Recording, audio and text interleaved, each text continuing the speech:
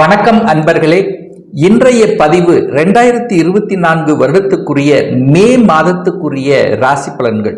இந்த மே மாதத்தினுடைய கிரக நிலைகளை பார்க்கும் பொழுது மேசமனையில் சூரியனும் சுக்கிரனும் இணைவு பெற்றும் ரிஷபமனையில் குரு பகவான், அதாவது இந்த மே 1ஆம் தேதி குரு பயிற்சியானது நடக்க இருக்கிறது. அதன்படி ரிஷபமனையில் குரு பகவானும் கன்னிமனையில் கேது பகவானும் மனோ காரகனான சந்திரன் இந்த மாதத்தினுடைய தொடக்கத்தில் பார்த்தீங்கன்னா மகர மனையிலும் கும்பமனையில் சனி பகவான் ஆட்சி பலம் மூல திரிகோண பலம் பெற்று வலிமையாகவும் மீனமனையில் ராகு புதன் செவ்வாய் இணைவு பெற்றிருக்காங்க. ஸோ இந்த மாதத்தினுடைய கிரக பெயர்ச்சியை பார்க்கும் பொழுது புதன் பகவான், அதாவது இந்த மே மாதம் 10ஆம் தேதி புதன் பகவான் மீன மனையிலிருந்து மேச மனைக்கும், சூரிய பகவான் மே மாதம் 14ஆம் தேதி மேச மனையிலிருந்து ரிஷப மனைக்கும், மே மாதம் 19ஆம் தேதி சுக்கிர பகவான் மேச மனையிலிருந்து ரிஷப மனைக்கு பயிற்சி ஆகிறார்கள். சோ இந்த கிரக அமைப்புகளை வைத்துக்கொண்டு இந்த மாதத்தில் என்ன மாதிரியான பலன்கள், சாதகம் என்ன பாதகம் என்ன, எதை செய்யலாம் எதை செய்யக்கூடாது, என்ன மாதிரியான தெய்வ வழிபாடு உகந்தது என்பதை பற்றித்தான் இந்த பதிவில் நம்ம டீட்டெயிலா பார்க்க போகிறோம். அதற்கு முன்னால் நம்முடைய சேனலை ஃபர்ஸ்ட் டைம் நீங்கள் பார்ப்பவர்கள் என்றால் மறக்காம சப்ஸ்கிரைப் பண்ணிக்கிங்க. கன்னி ராசி அன்பர்களுக்கு இந்த மே மாதம் எப்படி இருக்குன்னு பார்க்கும் பொழுது உங்க ராசிநாதன் லக்னநாதன் என்று சொல்லக்கூடிய புதன் பகவான் ராகுவோடவும் இந்த செவ்வாயோடவும் இணைந்திருந்து உங்க ராசியை பார்ப்பதும் உங்க ராசியிலே கேது இருப்பதும் மன சஞ்சலத்தை கொடுத்து கொண்டிருந்தது. நெகட்டிவ் எண்ணங்களை விதைத்துக் கொண்டிருந்தது. நான் ஒன்று நினைக்கிறேன், அது ஒன்று நடக்குது, ஏதோ ஒரு மாதிரி மனம் பாதிக்கப்பட்டிருந்த உங்களுக்கு இந்த மாதத்தினுடைய தொடக்கத்திலேயே அந்த குருவினுடைய பார்வை உங்க ராசின் மீது பதிகிறது. கடவுளுடைய அனுகிரகம் உங்களுக்கு இருக்கிறது. அப்போ எந்த நெகட்டிவும் உங்களுக்கு வரப்போவதில்லை. மனம் நன்றாக இருக்க போகிறது அப்படின்னு சொல்லலாம். இதுவரைக்கும் குரு பகவான் 8ஆம் இடத்திலிருந்து திருமணம் நடக்கவில்லையே, திருமண தடை இருந்ததே அப்படின்னு இருக்கின்ற இந்த கன்னிராசி என்பவர்களுக்கு இப்ப திருமணம் நடக்கக்கூடிய தன்மை, குழந்தை பாக்கியம் கிடைக்கக்கூடிய தன்மை, குடும்பத்தில் மன மகிழ்ச்சி சந்தோஷத்தை தரக்கூடிய அத்தனை அம்சங்களும் இந்த மாதம் உங்களுக்கு சிறப்பாக இருக்கிறது. அப்ப ராசிநாதன் ராகுவோடவும் 8ஆம் அதிபதியோட இருந்து எதிர்மறை எண்ணங்களை கொடுத்து கொண்டிருந்த உங்களுக்கு இந்த மாதம் நிச்சயமாக தன்னம்பிக்கையை பெற்றுத்தரும்.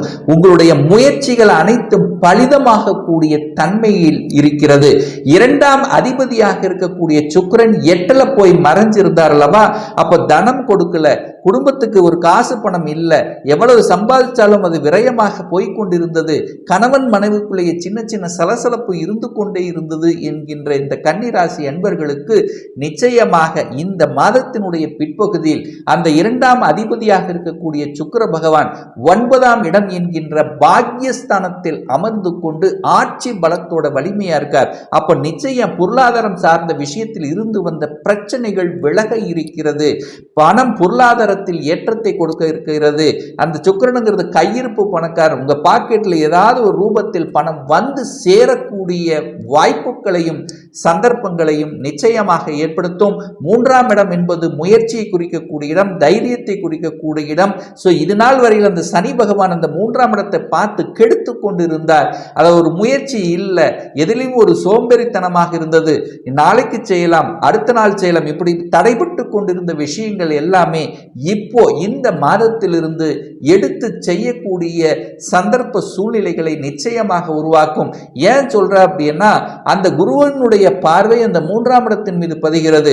அப்போ 3ஆம் இடம் என்பது என்ன, கலைத்துறையில் நாட்டம் அதிகமாக இருக்கும். ஒரு சிலருக்கு கலைத்துறையில் என்ட்ரி ஆவதற்கான வாய்ப்புகள், அதே சமயத்தில் கதை கட்டுரை இந்த மாதிரியான துறை, இசை சம்பந்தப்பட்ட துறையில் இருப்பவர்களுக்கு புதிய ஒப்பந்தங்கள், புதிய உங்களுடைய முயற்சிகள்ல அது அதாவது புதிய முயற்சியினால வெற்றி பெறக்கூடிய வாய்ப்புகள், அதன் மூலமாக புகழடையக்கூடிய சந்தர்ப்பங்களை நிச்சயமாக உருவாக்கும்.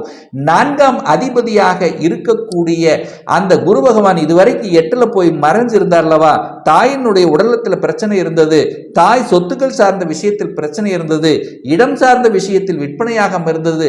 ஸோ இந்த மாதிரியான பிரச்சனைகள் இருந்த இந்த கன்னிராசி என்பர்களுக்கு இந்த மாதத்திலிருந்து அந்த தாய் சம்பந்தப்பட்ட விஷயத்தில் இருந்து வந்த அத்தனை விதமான பிரச்சனையிலிருந்து முடிவுக்கு வரக்கூடிய சந்தர்ப்பங்களை உருவாக்கும். அப்ப தாய் உடல்நலத்தில் இருந்து வந்த பிரச்சனைகள் விலகும், தாய் வர்க்கம் ரீதியாக இருந்து வந்த தொந்தரவு விலகும், இரத்த பந்தங்களில் இருந்து வந்த அந்த கசப்புணர்வுகள் விலகக்கூடிய தன்மை. இடம் விற்காமையிலேயே இருந்தது, ஆனா எத்தனையோ முயற்சி எடுத்த விற்பனை ஆகாமையே இருக்குதுங்கிறவங்க எல்லாம் இப்போ விற்பனையாக கூடிய சந்தர்ப்பங்களை நிச்சயமாக உருவாக்கும். அதே சமயத்தில் பார்த்தீங்கன்னா சொந்த வீடு வாங்கியிருக்க, அந்த சொந்த வீட்டு வாங்கி கூட குடிபெயர முடியாமல் இருந்தது, இதுவரைக்கும் வாடகை வீட்டில் இருந்தவங்க எல்லாம் இப்போ சொந்த வீடு உள்ள போகக்கூடிய சந்தர்ப்பங்கள் அல்லது சொந்த வீட்டை வாங்கக்கூடிய யோகங்கள் என்பது இந்த காலகட்டம் உங்களுக்கு சிறப்பாக இருக்கு. அதே இந்த மே 19ஆம் தேதிக்கு அப்புறம், அது குறிப்பாக சொல்ல போனால் மே மாதம் 19 தேதிக்கு அப்புறம் சுக்கிரன் ஆட்சி பலத்தோட வலிமையா இருக்கார். அப்போ 9ஆம் அதிபதி 9ஆம் இடத்தில் இருக்கும் பொழுது நிச்சயமாக, அதாவது 4ஆம் அதிபதியோட இணைவு பெற்றிருக்கும் போது ஒரு புதிதாக வீடு வாங்கக்கூடிய சூழல் உருவாக்கும், அல்லது கட்டின வீட்டை வாங்கக்கூடிய தன்மை, வீடு கட்டி கிரகப்பிரவேசம் செய்யக்கூடிய அத்தனை விதமான சுப காரியங்கள் செய்யக்கூடிய வாய்ப்புகள் சந்தர்ப்பங்களை உருவாக்கும். 5ஆம் அதிபதியாக இருக்கக்கூடிய அந்த சனி பகவான் தனக்கு 2ஆம் இடத்தில் ஆட்சி பலம் பெற்று வலிமையாக இருந்தாலும் இந்த குருவினுடைய பார்வை 5ஆம் இடத்தின் மீது பதிகிறது.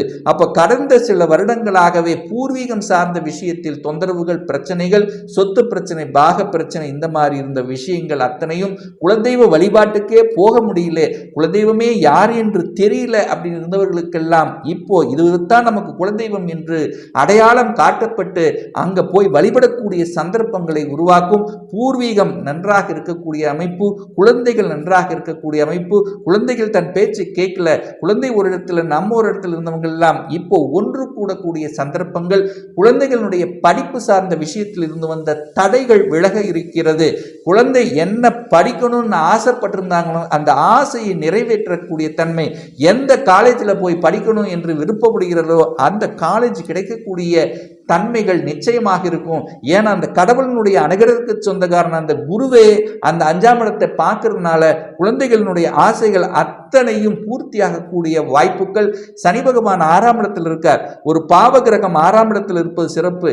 6க்குரியவன் 6ஆம் இடத்தில் இருக்கிறதுனால கடன் சார்ந்த விஷயத்துல மட்டும் கொஞ்சம் கவனமாக இருக்கணும். தன்னுடைய கெப்பாசிட்டிக்கு மேல், ஏன்னா கடனை வளர்க்கக்கூடிய தன்மை இல்லவா, தன்னுடைய கெப்பாசிட்டிக்கு மேல கடன் போகாமல் பார்த்து கொள்வதும், சின்ன சின்ன உடல்நல தொந்தரவுகள் வந்தாலும் அதை சரியாக ஆஸ்பத்திரியில் காமிச்சு சரி செய்து கொள்வதும், சரியான உடற்பயிற்சிகளை எடுத்துக்கொள்வதும், உணவு முறைகளை கடைபிடிப்பதும் சால சிறந்தது அப்படின்னு எடுத்துக்கலாம். 7ஆம் இடத்தில் அந்த ராகு செவ்வாய் இணைவு பெற்றிருக்கிறதுனால, அதாவது அந்த சர்ப்ப கிரகம் என்று சொல்லக்கூடிய அந்த ராகு 7ஆம் இடமான திருமணஸ்தானத்தில் இருக்கிறதுனாலையும், 8ஆம் அதிபதி வலி, வேதனை, துக்கம், துயரத்தை கொடுக்கக்கூடிய அந்த 8ஆம் அதிபதி 7ஆம் இடத்தில் இருக்கிறதுனால கணவன் மனைவி சார்ந்த விஷயத்துல மட்டும் கொஞ்சம் கவனம், எச்சரிக்கை. ஒருவருக்கொருவர் அந்யோன்யத்துடன் வளர்த்து கொள்வதும், ஒருவருக்கொருவர் விட்டு கொடுத்து செல்வதும் நன்று. அங்க ராகு இருக்கிறதுனால 3ஆம் நபர்களின் குறுக்கீடு உங்க குடும்பத்துக்குள்ள வராமல் பார்த்து கொள்வதும், நீங்க மற்ற குடும்ப விஷயத்துக்கு செல்லாமல் இருப்பதும் உங்களுக்கு நன்மையை ஏற்படுத்தி கொடுக்கும். 8ஆம் இடத்துல சூரியன் இருந்தார். அப்ப 8 சூரியனுங்கிறது யாரு? தந்தையை குறிக்கக்கூடிய இடம் அல்லவா. அங்க சூரியன் இருக்கிறதுனால அப்பாவுக்கு சின்ன சின்ன உடல்நல தொந்தரவுகள் வருவதற்கான வாய்ப்புகளை கொடுத்திருக்கும். ஆனா இந்த மாதத்துக்கு பிறகு, அதாவது மே 14க்கு அப்புறம் அந்த சூரியன் 9ஆம் இடத்தில் குருவோடு சேர்ந்திருக்கிறதுனால தந்தையினுடைய உடல்நலத்தில் இருந்து வந்த பிரச்சனைகள் சரியாக கூடிய தன்மைகள், அதே சமயத்தில் தந்தையின் மூலமாக அனுகூலங்கள், ஆதாயங்கள் கிடைக்கக்கூடிய, பாக்கியங்கள் கிடைக்கக்கூடிய வாய்ப்புகள், கலைத்துறையில் இருப்பவர்களுக்கு புதிய ஒப்பந்தங்கள் கிடைக்கக்கூடிய, அதனால வளர்ச்சியடையக்கூடிய தன்மைகள் சிறப்பாக இருக்கு. சொல்லிக் கொடுத்தல், போதனைகள் செய்வது, இந்த மாதிரி துறையில் இருந்தவர்கள், இதுவரைக்கும் அலைச்சல் திருச்சல் அதுல ஒரு சரியே பட்டு வரல அப்படின்னு இருந்தவர்கள் இப்போ இந்த மாதத்திலிருந்து கன்சல்டன்சியாக இருந்தாலும் சரி, சொல்லிக் கொடுத்தல், மற்றவர்களுக்கு உபதேசம் செய்யக்கூடிய துறைகள் இருக்கின்ற அத்துணை பேர்களுக்கும் நல்லவைகள் நடக்கக்கூடிய ஒரு நல்ல மாதமாக உங்களுக்கு அமைகிறது. அந்த 10ஆம் அதிபதி தனக்கு 10ஆம் இடத்தில் இருக்கிறனாலையும் இந்த மே 10ஆம் தேதி என்று 8ஆம் இடத்துல வந்து அமருகின்ற காரணத்தால வேலையில கொஞ்சம் அலைச்சல் திருச்சல்கள் இருக்கும். கோபம், ஆக்ரோஷம் என்பது கூடவே கூடாது. அதாவது கொஞ்சம் ஒரு சில விஷயங்கள் நீங்கள் விட்டு கொடுத்து செல்லணும் அப்படிங்கிறதையும் ஞாபகத்தில் வைத்துக் கொள்ளுங்கள். 11ஆம் அதிபதியாக இருக்கக்கூடிய சந்திரன் 5ஆம் இடத்திலிருந்து குருவினுடைய பார்வையிட்டு பெற்றிருப்பதும் நீங்கள் எந்த தொழிலை செய்தாலும் அந்த தொழிலின் மூலமாக லாபத்தை கொடுக்கக்கூடிய வகையில இந்த மாதம் உங்களுக்கு சிறப்பாக இருக்கிறதுன்னு சொல்லலாம். ஆனால் ஒரு சிலர் வெளிநாட்டு யோகம், வெளிநாட்டில் இருப்பவர்களுக்கு அங்கேயே தங்கக்கூடிய குடியுரிமை பெற்றிருக்கக்கூடிய யோகங்கள், வெளிநாட்டில் செட்டில் ஆகாதவங்க ஒரு நல்ல வேலை எதிர்பார்த்து காத்து கொண்டவர்களுக்கு நல்ல வேலை கிடைக்கக்கூடிய வாய்ப்புகளும் சந்தர்ப்பங்களும் இந்த காலகட்டம் உங்களுக்கு சிறப்பாக இருக்கிறது அப்படிங்கிறத ஸ்ட்ராங்கா நம்ம சொல்லலாம். ஒரு நல்ல தெய்வ வழிபாடு அப்படின்னு எடுத்துக்கொண்டால் உங்க ராசியிலேயே கேது இருக்கிறதுனால ஒவ்வொரு நாளும் நீங்க வெளியில எந்த காரியத்துக்கு சென்றாலும் விநாயக மூர்த்தியை வழிபட்டு செல்வது அனைத்து விதத்தில் மேன்மையை உருவாக்கும். அதே சமயத்தில் பார்த்தீங்கன்னா உங்களுடைய ராசிநாதன் ஆன புதன் ராகுவோடு சேர்ந்து இருக்கிறதுனால துர்க்கை அம்மனுடைய வழிபாடு உங்களுக்கு அனைத்து விதத்திலும் மனம் தெம்பு கொடுப்பதற்கும் ஒரு சால சிறந்தது அப்படிங்கிறத உறுதியாக சொல்லலாம்.